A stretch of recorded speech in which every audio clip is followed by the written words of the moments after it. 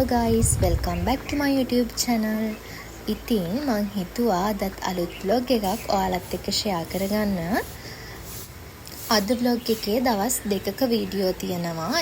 එතනින් දෙවෙනි දවසේ තියෙන්නේ normal මගේ study vlog එකක්. හැබැයි පළවෙනි දවසේ තියෙන්නේ ශ්‍රී ලංකා වයිඹ විශ්වවිද්‍යාලයේ 21 වෙනි උපාධි ප්‍රදානෝත්සවයේ දවසේ උදේ මම ගත්ත වීඩියෝ ටිකක්. මේ දවසේ උදේ 6ට විතර අපි කුලියාපිටිය හොස්පිටල් එකට ගියා. යාළුවෙක් හොස්පිටල් ඇඩ්මිට් වෙලා යාව බලන්න.